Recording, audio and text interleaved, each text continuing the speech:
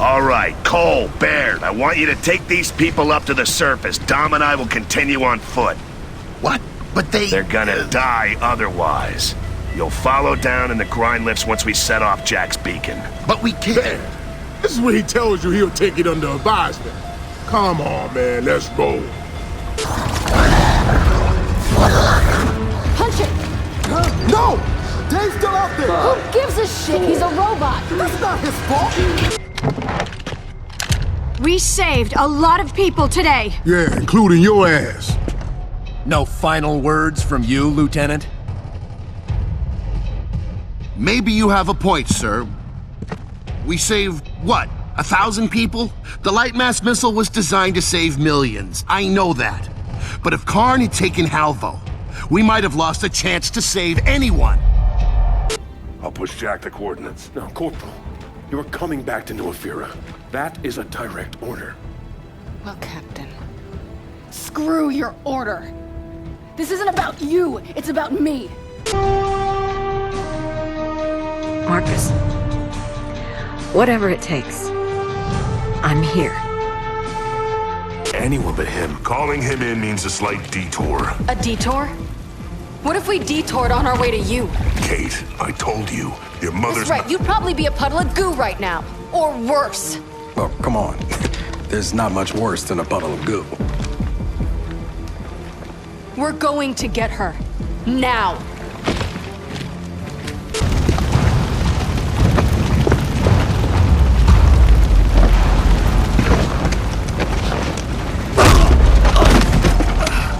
I told you to stay on that island, Lieutenant. And what about you? Considering the thing that linked me to the hive mind is dead, we killed it, by the way, you're welcome. And considering that I don't trust you at all, I'll have to decline.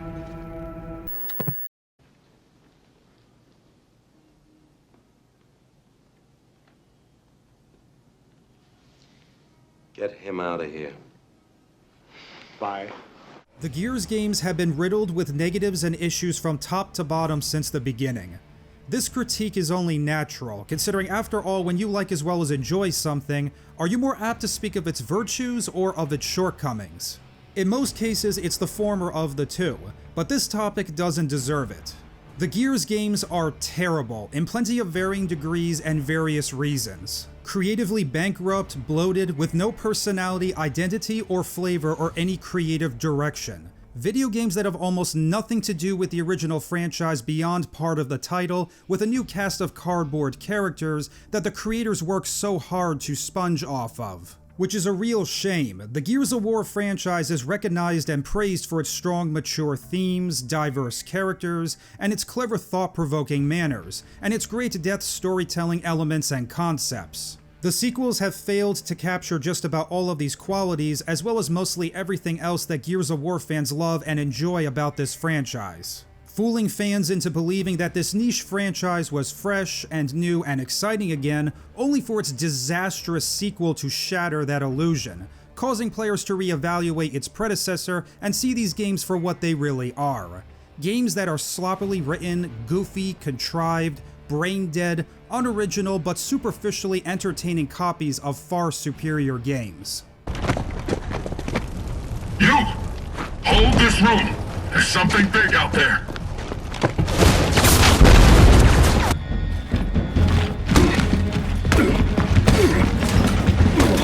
Yeah, okay, I get it! With that being said, let's get into it, kicking things off with 5 points. Number 1, the graphics. When the Gears of War games came out, one of the most distinctive qualities about the video games Gears of War and Gears of War 2 the most was the graphics.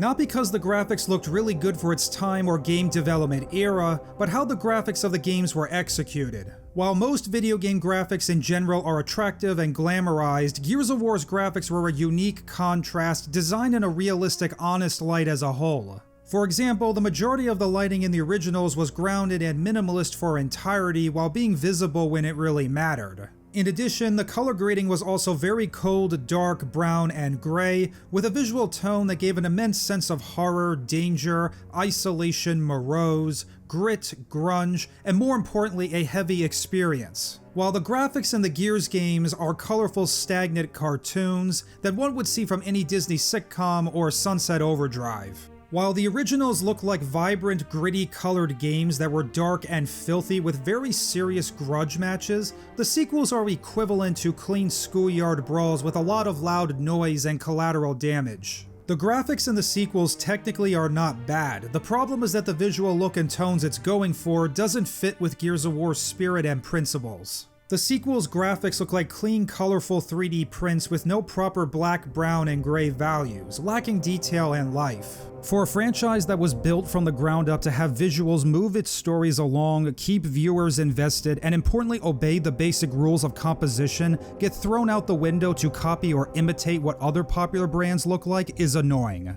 Especially without understanding why those specific IPs look the way they do and why their visual attributes work. Gears of War is a dark, cold, gritty franchise. That's what it's meant to be. Number 2. The forced, weak attempts at humor. Gears of War is a dark, more serious universe than other video game franchises out there. But that being said, even the darkest dramas and narratives could use a little levity to lighten the tension once in a while. I'm not opposed to any drama in a story, including some good jokes here and there throughout. Emphasis on the word good. The Gears of War games were relatively light on humor of any kind, but knew just when to inject a bit of levity to lighten the tone. And for the most part, it was played straight, it was well paced and tightly structured. They were legit, serious, gritty games that took its elements seriously. While the sequels try to inject a lot and really a lot more levity, and not all of it lands. Consider this moment from Gears of War 4's campaign where the characters are climbing a ladder. What is it? Don't look down. I won't! Seriously, don't look down. Okay, do you actually secretly want me to look down? You see, it's funny because Kate is afraid of heights and she's bugging and annoying Del about it to get his attention. This scene is supposed to be lighthearted, yes, but just because it is, doesn't mean it has to be funny in or of itself. Then you have all of these attempts that are so confusing with gags that just keep going, like this part from Gears 5. Hang on a second, shitstick. Shitstick? Del, theories? I don't know. Maybe a stick made out of shit? Or a stick used to stir up shit. Like, is this supposed to be funny or an actual argument? As the old saying so rightly goes, brevity is the soul of wit. That means the only thing worse than a bad joke is a long-winded bad joke. Timing is critical in humor, and having a good instinct for when to pause and let a joke breathe for a moment, or move on quickly so you don't oversell it. The Gears games rely heavily on jokes that it takes precedence over the stories greatly. The games have this strong attitude of we'll make fun of ourselves before anyone else does, which makes everything about the characters and its stories unrealistic. Like watching an animated movie with nothing really artistically interesting or impressive about it, because they are filled with an amateurish abundance of jokes and bathos. For those of you who have no idea what bathos is, well, it's this. Look, our village hasn't had power in weeks. We need this fabricator. I don't care about the goddamn fabricator. You're taking my people. What? Don't forget, I know what you were trained to do. Bye? Bathos is a form of writing where you have a serious, intense, or dramatic scene suddenly out of the blue and without warning of any kind gets twisted on its head into a joke. And the main purpose for doing this is to give audience members what is called a cheap laugh. It's a lazy, poor use of humor. It creates tonal disasters, breaks investments, and kills just about everything that scenes have previously built up. I believe a lot of this comes from the fact that the creative leads behind these sequels have these bizarre obsessions of appealing to modern audiences as well as trying to imitate popular modern entertainment without understanding why those elements and concepts work the way they do. If you're familiar with those Disney Marvel Cinematic Universe, the Disney Star Wars trilogy, or even that 2016 Ghostbusters movie, then you know exactly what I'm talking about. The humor is dumb, cheap, forced, obvious, awfully timed, and predictably subversive. Including there is literally always someone talking in these games, and instead of being funny, it becomes exhausting and irritating, like a bunch of hyperactive kids demanding attention. Diverting off topic for a brief moment, the reason why other franchises like the Disney MCU or Fortnite, for examples, are so humorous and jokey is not because they are both really popular brands, but the reason these franchises do that is because their identities is a ridiculous, goofy concept. But there is nothing inherently ridiculous or goofy about Gears of War. It's a dark, gritty, punchy war franchise about people fighting genocidal monsters for resources and goods through thick and thin. Players don't go into playing Gears of War being like, this is ridiculous and stupid. This is a dark, brooding, serious war horror, not a bunch of wacky antics. Number 3, the casting aside of classic characters. When it comes to any franchise, it's important to maintain consistency with its biggest and classic stars. And just about all of the classic characters from the Gears of War franchise have been completely shafted in these games, with minimal to no involvement whatsoever, regardless of what the creators of the sequels want to do, making their own little shared universe, and their version of Gears of War calling it Gears, with their own characters, etc., you cannot disregard its predecessors. Shoehorning new ideas to prominence, especially new characters, putting them above the classics doesn't work. And history has proven this time and time again. No matter how many instances they are involved in, how much they are glamorized, big or small, shock factor after shock factor, plot twist after twist, doesn't make them likable or interesting. You have to build them up. A character in any story or franchise to become prominent has to be earned, not given, or given just because. The sequel characters are poorly written, they lack the essential qualities and attributes to be prestigious, and they're not breakout stars either. And the stories are so dedicated to them, which is why the games are dull, bland, and not very interesting. In addition, there is no fan service of any kind in these games. The classic characters do own every second they appear, but given how vital they are to the proceedings, they rightfully deserve a lot more. Marcus Phoenix and Damon Baird get the lion's share of attention because they were both the main combatants of their own Gears of War games, which is understandable in that regard, but the rest of the cast are missing and weirdly absent most of the time. These characters are the crown jewels of the Gears of War franchise and are arguably the main reasons where these games stands tallest. They rightfully deserve more presence. Whoa! Number 4, the scores. Music is an essential part to the Gears of War franchise, a topic worthy of its own video, and it's really a shame the Gears games have such forgettable soundtracks. There's nothing technically wrong with the soundtracks. The music in the games are well composed and performed. The problem is that it's just forgettable and uninteresting, and the primary reasons is the lack of leitmotifs and thematic continuity between them. For those of you who don't know what a leitmotif is, in the art of music and entertainment, a leitmotif is a musical cue that represents something in a work of fiction. And this musical cue can be anything, a character, a place, a concept, etc. Such as in the Halo franchise, whenever Master Chief does something heroic, the Halo theme plays. In Battlefield, when the fighting is about to begin or end, the Battlefield theme plays. And in the original Gears of War games, whenever the heroes prepared for battle or did something big and heroic, the Hope Runs Deep plays. In these games, the characters don't have any themes to call their own. The music that plays under character appearances and actions throughout the stories are all composed entirely for those specific shots and events, and don't recur in any meaningful way. On top of that, the music in these games as a whole are lackluster from beginning to end. It's about as memorable as like the ambient soundscapes they play in a spa, and it's an issue that's present throughout the entirety of the games. I'm sure these sequels do have their own musical themes, but whatever those themes are, the creators have paid much less to no attention to interconnecting the music in their games. If the creators had retrospectively taken a page out of the original Gears of War games books, by keeping themes from game to game, and develop them over the course of the franchise.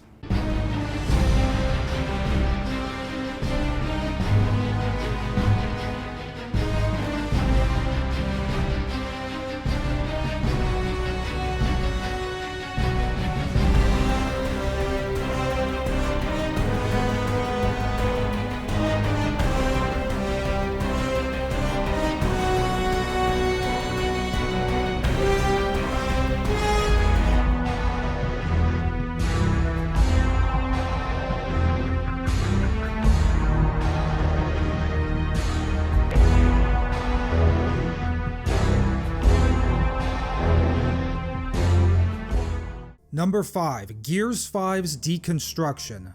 A central theme of the Gears games, very noticeable in Gears 5, is deconstruction. In a disjointed way, the game actively tries to deconstruct and tarnish memories of characters, plot points, and events from the originals, including its own predecessor that is deliberate, divisive, and disingenuous, but inelegant and unnecessary. Challenging and deconstructing memories of characters and events while tinkering and reframing things without creating new things to celebrate or love. A lot of the decisions made by the characters, especially from a few of the classics, are unbelievable and ludicrous. Marcus Phoenix and Damon Baird, including Garen Paddock, who returns in this game, make decisions separate from their history, their values, morals, and even common sense, with not enough groundwork laid to justify what they are doing. Along with one of its own characters butchered, broken, and left worse by someone the writers want us so desperately to care about instead, pulling emotionally manipulative and contrived writing clearly to make it happen. In other words, this character gets all the attention and praise, and the classics including JD Phoenix get nothing. And we are told at just about every turn that the old characters, including its original protagonist, are problematic and see the good in this character. Screw your order! This isn't about you, it's about me! Gears 5 is the most un-Gears of War game with a total lack of understanding of what made the originals so good, with little to no understanding of the source material or even basic screenwriting for that matter. Everything about the original Gears of War games and franchise that made them the pinnacles they are is dumbed down, simplified, and bastardized beyond all recognition here. Nothing in this game means anything because no real thought has been put into any of it. It's dumb, overblown, pretentious, unimaginative, and worst of all, it takes places and character beats from the originals, strips them of context and meaning, and shoehorns them into its nonsense excuse for a plot. But since this game has its head up its own ass, it acts like it's new and original. A whole story set in a big world that you think could provide endless ideas, but at this moment ends with no feeling of anticipation of what might happen, the villains placed in a weak position, and nothing of importance. A long, boring, rushed chase story about trying to get a weapon back online, the joy of seeing JD Phoenix as a bad guy, and a background supporting character taking charge, who's not even at the top of the command, doesn't know what the hell she's doing or where she's going. The end. For anybody who was a huge fan of the originals, it's sickening when you play through these games. The fact that these games disrespect the lore and rules of this universe's original vision and try to undo its arc. Mainly its new cast of characters, like Kate Diaz, who is a reckless, ignorant, arrogant, uncouth, self-aggrandizing douche who changes things, alters, and does anything she wants at the drop of a hat. No rules, no logic, who cares about nobody except pushing her own personal issues and politics into everything she does. You good with that? The original Gears of War was never like that. The characters were smart, capable, compassionate, tactful, took their roles seriously, and more importantly, they were professional, considering options and decisions carefully before acting. They had a strong sense of camaraderie and teamwork, they respected the chain of command, and only disobeyed orders where there was no alternative. Marcus Phoenix and Damon Baird's first priority was always the safety of others, including their squads. They took risks when they had to, but they were always calculated ones, with the addition of personalities, a refusal to accept defeat, and the abilities to think outside the box. But these characters are one-dimensional, goofy, hyperactive, emotional children. They just do what the plot requires, running everywhere, getting into fights, lash out because they can't control their emotions, and antagonizing superiors because they can't handle authority. In summary of the Gears game's entire approach to storytelling, clever, thoughtful, and patient character development, telling a logical, clever, well-paced story that made sense, where scenes and conversations contribute something to the story in characters, has now been replaced by goofy action, sparkling visuals, loud noise, and lots of humor. How am I supposed to care about the fate of Sarah when the characters themselves don't? You do remember we're going straight down into a giant hive of monsters, right? I admit, in my excitement, that I kind of forgot about that part. Phoenix, for the last goddamn time, I'm the ranking officer, which means I call in the reinforcements. Yes, sir. I will fix it. So this is a swarm, huh? Not impressed. If you did leave, where would you go? Pre or post-swarm outbreak? Pre. Someplace with a beach. And post? A bunker, 5 miles underground. Okay. You got room for 2? Humor! I love it! None of the stakes in these games feel real, with places and characters are being destroyed and killed left and right, and you don't even feel the weight or impact. Everything in the world of Gears is bland, with characters that are quirky and unspecific, with conversations and dialogue that you would see in an adorable school play. Give me a break, Lieutenant. I just work here. Look, ladies, one way or another, we gotta help Sovereign. Or she's screwed and so are we! In addition, the sequels are following this pathetic step backwards in storytelling, which is everything wrong with modern movies. Narratives that are designed to be safe, clean, generic, predictable, and where you need to shove in all these questions that'll be only answered in sequels. Overall, there are plenty of things wrong that are worth mentioning and can be discussed about these Gears games. I could spend an hour breaking them all down. The creative directors wanted to make a new universe about Gears of War, which is fine, but kept writing themselves into corners, where everything and everyone just goes along with it just because the script needs them to happen, while exploiting nostalgia but stripping them of context along the way because the writers are useless hacks. In addition, the creators want the concepts of these games to be progressive, trying to inject feminism, identity politics, and LGBTQ into Gears of War, and remove anything that could be seen as problematic, and it has backfired horribly. I really don't think a blood and guts, testosterone, gritty horror war franchise is the kind of platform to try and deal with concepts and agendas like this. And yet, here we are. Sequels are clones that don't respect the lore, rules, characters, including its fan bases of the far superior originals doesn't deserve to make profit. These Gears game sequels are a hot mess, with multiple different vibes going on that don't really mix, with a lot of nonsense, crummy villains, no clear vision, with a bunch of heroes that just save the day by accident, in this new, unrealistic, wacky territory made for kids. Gears 5 is awful, and the Gears games have been a disappointment, and one could hope these errors by these games aren't repeated in a future Gears of War title. Graphics, gameplay, and concepts might constantly be changing, but well-written stories and interesting characters are forever. You can help us end this. Lady? What the fuck do you think I've been doing? Well, that's just lazy writing.